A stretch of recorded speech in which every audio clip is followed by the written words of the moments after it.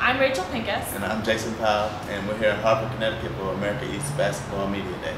Today I'll be following women's basketball head coach Phil Stern. But I'll be following the men's basketball coach Monroe. Hi, welcome back to Retriever Reels. This is Dan Levin in the Connecticut State Capitol building. I'm here with the Commissioner of the America East, Patrick Nero.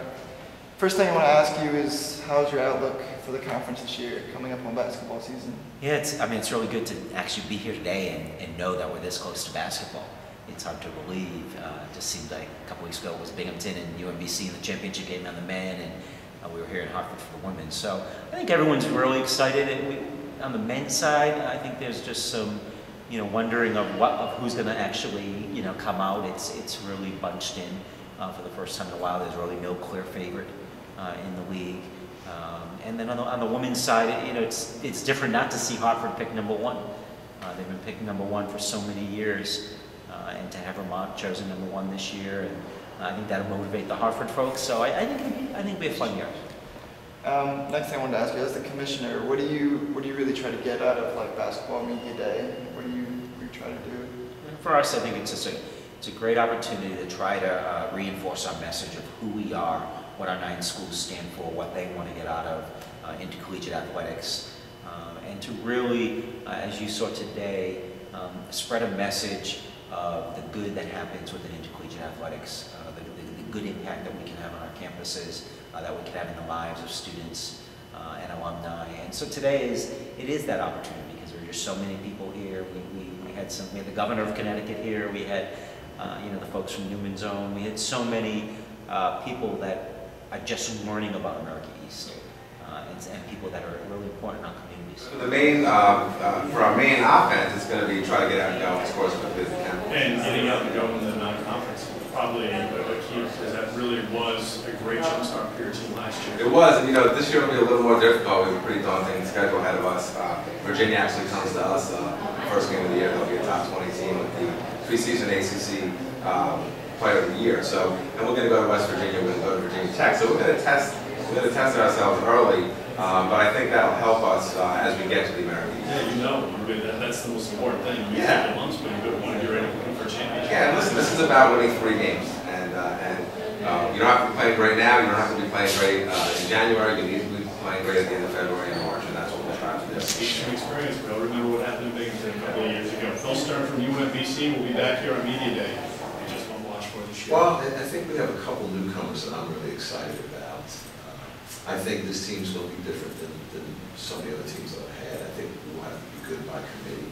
But I do believe that the youngsters that we have in our program will definitely be an integral part of what we're trying to do. I'll start with our guards first.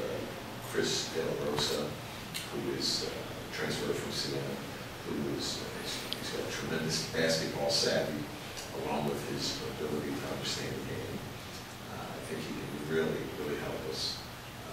I would also say freshman Nick Rose, who is just a tough competitor, and I think he's a pretty good defensive player.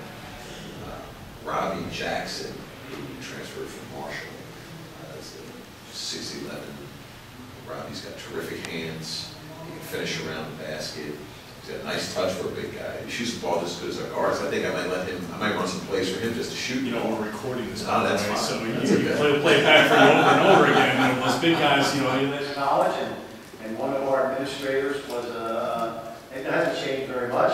And coaching a group of young men, not just coaching them, educating them, teaching them. Not just teaching them about the game of basketball, but teaching them about the game of life. Teaching them life after basketball, teaching them life after college. And so, once again, to all the coaches, male, female coaches in the America East Conference, good luck to you all. We wish you the very best, and let's stay injury-free and keep it going. Thank you. We're back on Retriever Reels. I'm here with head coach Phil Stern. Obviously, yesterday was Media Day. How was that?